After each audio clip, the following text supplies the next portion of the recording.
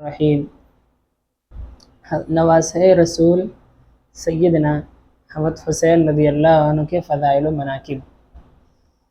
حضرت حسین رضی اللہ عنہ کی فضیلت کے لیے نواسۂ رسول ہونے کی نسبت ہی بہت بڑی ہے۔ نیز حضرت صلی اللہ علیہ وسلم کے کئی ارشادات سے آپ کی قدر و منزلت معلوم ہوتی ہے۔ چند احادیث یہ ہیں۔ حضرت صلی اللہ علیہ وسلم کا مبارک ارشاد ہے جو مستدرک حاکم جلد نمبر 3 صفحہ 181 پر موجود ہے کہ فرمایا، حسن اور حسین میرے بیٹے ہیں، جس نے ان دونوں سے محبت کی اس نے مجھ سے محبت کی، اور جس نے مجھ سے محبت کی تو اس سے اللہ محبت کرے گا، اور جس سے اللہ محبت کرتا ہے اسے جنت میں داخل کرے گا۔ دوسری حدیث ہے جو حضرت ابو ہریرہ رضی اللہ عنہ حضرت ابو سعید خدری رضی اللہ عنہ سے روایت ہے، فرماتے ہیں کہ اللہ کے رسول صلی اللہ علیہ وسلم نے فرمایا، الحسن والحسین سیدہ شباب اہل الجنہ۔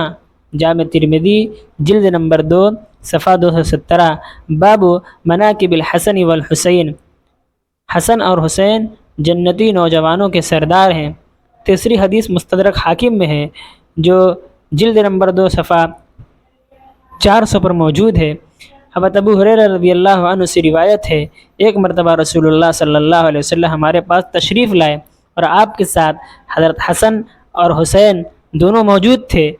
ایک کندھے پر سوار تھا، دوسرا دوسرے کندھے پر، اور آپ صلی اللہ علیہ وسلم ایک دفعہ ایک کا بوسہ لیتے، دوسری دفعہ دوسرے کا بوسہ۔ ایک دوسری حدیث ہے جو حضرت ابو ہریرہ رضی اللہ عنہ کے بارے میں مروی ہے کہ سیدنا حسین رضی اللہ عنہ کسی جنازے پر گئے تھے تو حضرت ابو ہریرہ بھی ان کے ساتھ تھے۔ واپسی پر حسین کو کچھ تھکاوٹ محسوس ہوئی تو استراحت فرمانے لگے۔ آپ لیٹے تو ابو ہریرہ رضی اللہ عنہ آپ کے قدموں سے راستوں کا غبار ہٹانے لگے۔ سیدنا حضرت حسین رضی اللہ عنہ کو ایسے بزرگ صحابی کا یہ کام کرتے ندامت ہوئی، اس لیے فرمایا، آپ کیوں کر رہے ہو؟